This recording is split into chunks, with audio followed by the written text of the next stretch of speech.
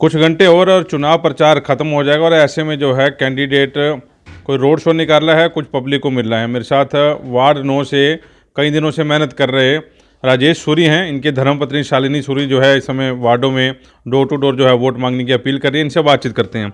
इतने दिन हो गए आपको वोट मांगते हुए, पहली बात तो समस्याओं के ऊपर ही बात कर लेते हैं। क्या समस्या मिली? मैं सबसे पहले तो मैं अपने पानीपत परिवार और वार्ड 9 के परिवार के सभी सदस्यों के और आपके जिस चैनल के माध्यम से सभी के चरणों में मेरी राम राम। मैं आप जिस तरह मैं वार्ड के अंदर डोर टू डोर पे जा रहा हूँ तो समस्या ही समस्या, कोई ऐसी भी एक भी बात, क्योंकि 5 चीज़ें जो हैं होती हैं जो नगर निगम से आम आदमी को चाहिए होती हैं, चाहे उसमें कोई अमीर आदमी हो, चाहे गरीब आदमी हो, चाहे कोई आम हो, सभी एक बराबर होते हैं। नगर निगम से सभी को 5 चीज़ें ही चाहिए होती हैं। और इतना टैक्स जो भरा जाता है उसके बावजूद भी हमारे नगर निगम से ये 5 चीज़ें जो है हमारे पानीपत को नहीं मिली। जिस भी अपने वार्ड के अंदर मैं जहाँ पे भी गया हूँ, सबसे पहले सड़कें टूटी हुई, गंद के ढेर, चारों तरफ गंद के ढेर। कई लोगों ने तो ऐसे कहा कि 15-15 दिन से कोई झाड़ू मारने वाला यहाँ पर नहीं आया। नालियाँ ऐसे जाम हुई पड़ी हैं जैसे कई महीनों से नालियाँ साफ़ ही नहीं हुई। थोड़ी सी बरसात आने पे पानी सड़कों पे निकल आता है, पानी की निकासी नहीं है। कई जगह पे तो पीने का पानी भी नहीं है।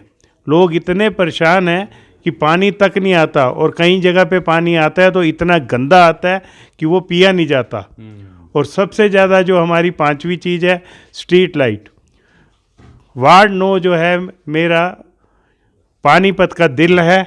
इसमें पानीपत के सभी प्रमुख बाज़ार आते हैं। प्रमुख बाज़ारों में से भी रात को जब अगर लोग निकलते हैं, मेन बाज़ारों में अंधेरा होता है, तो गली मोहल्लों में मैं ऐसी गलियों में गया हूँ जहाँ से मतलब पैदल निकलना भी मुश्किल है। और रात के टाइम हम अपने मोबाइल की टार्चों से लाइट जलाकर हमने उन गलियों के घरों में पहुँचे हैं, और मतलब उन गलियों में लाइटें तक नहीं लगी हुई, और कहीं जगह पे लगी हुई हैं तो लोगों ने कहा कि हमने अपने पैसों से लगवाई हुई हैं। मतलब सरकार की तरफ से वहाँ पे एक भी पैसे की सुविधा नहीं है। मैं आपको ये बता देता हूँ कि पिछले 10 सालों में नगर निगम के जो पिछले एमसी थे, पूरा का पूरा जीरो। क्योंकि ग्राउंड लेवल पे तो मैंने अभी जाकर, हम राजनीति में तो चलो रहते हैं, लेकिन प्यार से सबसे राम राम हमारी शहर में है। लेकिन अब जब हम ग्राउंड पे निकले, सड़कों के ऊपर गए, तो पता चला कि ऐसी गलियां भी हैं जिनमें 15-15, 20-20 दिन, महीना से झाड़ू तक नहीं लगते। राम राम 2 बार ही आपने राम राम का, राम राम से शुरुआत भी की। राम राम तो आपके जो सामने चुनाव लड़ रहे हैं वो ये कहते हैं कि जो राम को लाए हम उनको लाएंगे, तो टैगलाइन उन्होंने दे रखी थी। पहली बात तो राम जो हैं किसी एक के नहीं है, राम तो सभी के हैं, हमारे भी हैं, उनके भी हैं। लेकिन उन्होंने ये गाना बनाया कि जो राम को लाए हैं ये जो हम उनको लाएंगे। उन लोगों को मैं ये बता देना चाहता हूँ कि आपकी और मेरी इतनी औकात नहीं है कि हम राम को ला सकें। हम उनके वंशज हैं, हम राम को ला नहीं सकते।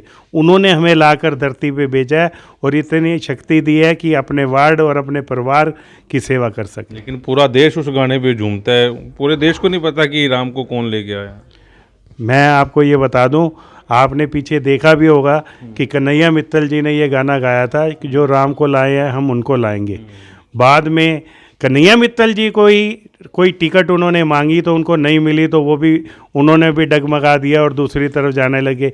तो वो ये एक भजन है, उन्होंने ये भजन बनाया। पहली बात तो भजन ही गलत है, क्योंकि गलत ऐसे है कि राम को लाने की ना उनकी औकात है ना हमारी औकात है। ये वो कहते हैं कि राम मंदिर बनाया है, तो ये राम को लाने का क्या मतलब है? राम जी तो उनसे हम कई वर्षों से हैं, तो उनको ये कहाँ लाएंगे? उनको ये कैसे ला सकते हैं? ये सब, मैं धर्म के नाम से राजनीति ना करना चाहता, ना मैं करता, लेकिन जो ये धर्म के नाम से राजनीति होती है ये बिल्कुल बेसगरी होती है। राजनीति अगर आपने करनी है तो ग्राउंड लेवल पे आकर राजनीति करो, जीरो से लेकर ऊपर तक जो वार्ड के हक हैं उन वार्ड के लिए आप लड़ो, उन वार्ड के ऊपर चुनाव करो, तभी ये बेस्ट होता है। जितने भी मेरे पार्षद भाई लगे हुए हैं तो वो वैसे तो मैं अपने सभी जितने मेरे वार्ड के फांसी हैं उनको एक चीज़ के लिए कहूँगा कि पिछले 10 सालों से आपने बीजेपी के सभी पार्षद, सभी मेयर सभी चुने। 10 साल के अंदर हमारा जो नगर निगम है वो जीरो लेवल पे जा चुका है, ग्राउंड पे जा चुका है। मैं आप सबको आपके माध्यम से यही बात कहूँ कि सब के सब विपक्ष होना जरूरी है, विपक्ष को मजबूत करें। जहाँ जहाँ कांग्रेस के लोग खड़े हैं, जहाँ आज़ाद खड़े हैं, उनके पक्ष में वोट करें। जब विपक्ष होगा तो आपकी बात जरूर सुनी जाएगी। अच्छा, मान लो सरकार उनकी आ जाती है निगम में और आप विपक्ष में आ जाते हैं, कैसे काम करवाएंगे अपने? विपक्ष में आने के जब सरकार किसी की भी हो, नगर निगम के अंदर जो अगर धनराशि ऊपर से आएगी वो पूरे 26 के 26 वार्डों के लिए आएगी। उसमें ये तो है नहीं कि इस वार्ड में कांग्रेस का है तो उसको वो नहीं देंगे। लेकिन मैं आपको ये बता दूं, सरकार किसी की भी हो, ऊपर बीजेपी की हो, नीचे बीजेपी की हो, वार्ड के अंदर जो मेरी वार्ड का हिस्सा नगर निगम के अंदर आएगा, मैं उस वार्ड का, अपने वार्ड का हिस्सा नगर निगम से लाके अपने वार्ड की झोली में ज़रूर डालूंगा। इसके लिए मुझे चाहे धरने देने पड़े, चाहे मुझे उनके हाथ पैर जोड़ने पड़े, चाहे मुझे कुछ भी करना पड़े, लेकिन मैं अपने वार्ड का हिस्सा लाकर अपने वार्ड पर ज़रूर लगाऊंगा। 5 मुद्दे आपने गिनाए जो बेसिक मुद्दे हैं, पिछले पार्षद ने कुछ भी काम नहीं करवाया इन 5 में से। आप मेरे से ज़्यादा कुलवंत जी आप इस बात को जानते हैं। आप पूरे वार्ड का सर्वे कर लें, किसी के भी आगे आप अपना माइक लगा दें, अगर कोई भी एक आदमी वार्ड के अंदर, मैं ये आपके माध्यम से कहना चाहता हूँ, वार्ड के सभी जितने भी सदस्य हैं वो मेरे भाई हैं, चाहे वो बीजेपी से बिलोंग करते हैं, चाहे वो कांग्रेस से करते हैं, चाहे वो आज़ाद हैं, सभी हम आपस में एक दूसरे भाई हैं। लेकिन आपसे मैं एक चीज़ का कहता हूँ, किसी से भी आप वार्ड के अंदर पूछ लीजिए, इन 5 चीज़ों के अंदर अगर वार्ड के अंदर कोई भी अगर कार्य हुआ है तो आप वोट उनकी झोली में डालना, मुझे मत देना। तो पुराने पार्षद चल रहे हैं साथ में जिताने के लिए, जो पहले पुराने पार्षद थे दूसरी पार्टी के साथ, देखा आपने? मुझे तो बहुत हैरानी की बात आती है इस पे कि पिछले पार्षद जो थे, 1 नहीं, 2 नहीं, 3 नहीं, 4 नहीं, 21 के 21 पार्षद जो हैं, इन्होंने एकदम 26 में से 21 पार्षद बदल देना और फिर बदल दिया। चलो कोई बात नहीं, ये पार्टी का मतलब है, पार्टी ने अगर बदल भी दिए तो वो पार्षद जो है अपने इस जो नए पार्षद आए हैं उनके साथ सर्वे करने के लिए, वोट मांगने के लिए सड़कों पे क्यों नहीं आ रहे? ऐसी क्या दिक्कत है कि वो अपने वार्ड में अगर कार्य करवाए होते, अगर हमारे वार्ड 9 के अंदर, मैं सभी वार्डों की बात कर रहा हूँ लेकिन मैं अपने वार्ड के लिए बोल रहा हूँ, अगर उन्होंने अपने कार्य इस वार्ड में कराए होते तो वो अपने जो पार्षद भाई उनका यहाँ से खड़ा है वो उनके साथ जाते। लेकिन हमने कहीं जगह पे ऐसे सुनने को मिला है कि जैसे ये वोट मांगने के लिए जाते हैं तो आगे लोग उनको यही कहते हैं कि पहले जो पिछले 5 सालों में, 10 सालों में आपने क्या किया जो आज आप हमारे पास वोट मांगने आ गए हो। तो हम उनको यही कहते हैं कि भाई हम तो पहली बार आपके पास दरवाजे आए हैं, आपका भाई हूँ, आपका बच्चा हूँ, तो इसीलिए आप एक बार हमें मौका दे के देखें तो हम ये जो सारी दिक्कतें हैं इसको ख़त्म करेंगे। आप व्यापारी नेता भी हैं, व्यापारियों का समर्थन मिल रहा है पूरे इस वार्ड 9 में आपको? मैंने आपको ये बताया कि पानीपत जो है हमारा शहर, वार्ड 9, ये पानीपत का दिल है। इसमें पानीपत के प्रमुख बाज़ार, पानीपत के सभी प्रमुख बाज़ार इसी में आते हैं और इसमें मेरे सभी व्यापारी भाई इस तरह परेशान हैं, सड़कें टूटी हुई हैं, गंदगियों के ढेर बाज़ारों में लगे हुए हैं, उसके बावजूद हल्की सी बारिश आने के बाद दुकानों के आगे 1-1, 2-2 फुट पानी आ जाता है। लाल बत्ती चौक पे अगर आप देखें तो दुकानें ही बंद करनी पड़ जाती हैं।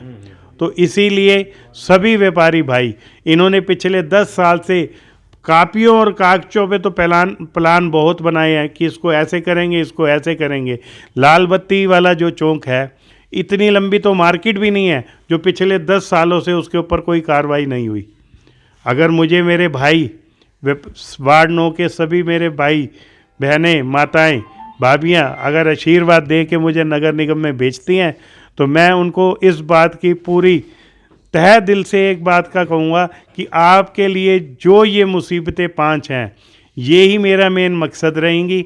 इसी के ऊपर मैं काम करूँगा और आपको इस गंदगी के ढेर से जो पिछले 10 सालों में मेरे वार्ड को इन्होंने विनाश के रूप भेजा है, उसको मैं सफल बनाने के लिए आपके साथ खड़ा रहूँगा। मॉडर्न बनाएंगे, मॉडर्न बनाएंगे। एक बात और मैं बता दूं कि पानीपत का अब जो वार्ड 9 है, ये पहले वार्ड 1 हुआ करता था। वार्ड शुरुआत जो हुई थी यहीं से हुई थी। और मैं आपको ये भी बता दूं कि अगर मेरे वार्ड वासियों ने मुझे आशीर्वाद दे के अगर नगर निगम में भेजा तो मैं आपके हिस्से का जितना भी पैसा वहाँ है वो लाकर सारा का सारा अपने वार्ड 9 पे लगाऊंगा और एक मिसाल बनाऊंगा पानीपत के अंदर कि बाकी 26 वार्ड भी इसी वार्ड को देख के काम करेंगे। अच्छा, ये बीजेपी वाले ये आरोप लगाते हैं कि कांग्रेस के पास स्टार प्रचारक नहीं है, उनके मुख्यमंत्री भी आ गए, केंद्रीय मंत्री भी आ गए, कल कई मंत्री पानीपत में थे प्रचार करने के लिए, और आप ढीले पड़ रहे हो प्रचार में, ऐसा क्यों? ये इतना बड़ा इलेक्शन नहीं है जिसमें हमारे मुख्यमंत्री जी और मंत्री हमारे अरविंद शर्मा जी या और जितने भी हमारे बीजेपी से जितने भी मेरे भाई एमएलए प्रमोद विज जी, चलो प्रमोद विज जी का एमएलए का तो बनता है कि उनका शहर है, लेकिन इतने लेवल का ये चुनाव नहीं है कि उनको यहाँ पर आना चाहिए था। लेकिन वो यहाँ आए, आकर उनको किस बात का कोई डर है? सिर्फ इसी बात का डर है कि उनके पिछले जो एमसी थे उन्होंने शहर के अंदर कोई काम नहीं किया था।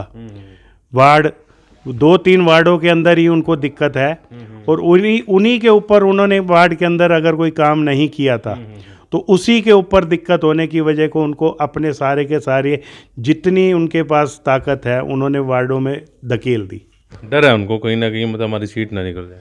ये तो जनता जानती है और आप लोग सब जानते हैं, हार जीत तो प्रभु के हाथ है। लेकिन इस बात से तो आपको लोगों के साबित हो गया होगा कि उनके मन के अंदर कुछ ना कुछ ऐसा डर है कि जो इतनी बड़ी बड़ी मुख्यमंत्री जी जो हैं, नायब सिंह सैनी जी, मनोहर लाल जी और फिर हमारे बड़े भाई अरविंद शर्मा जी, वो उनको तक पानीपत में आना पड़ा, तो इसका क्या मतलब है? अच्छा, आपके मेयर का क्या कहना है, जीत जाएंगे मेयर या 50-50 टाई हो जाएगा?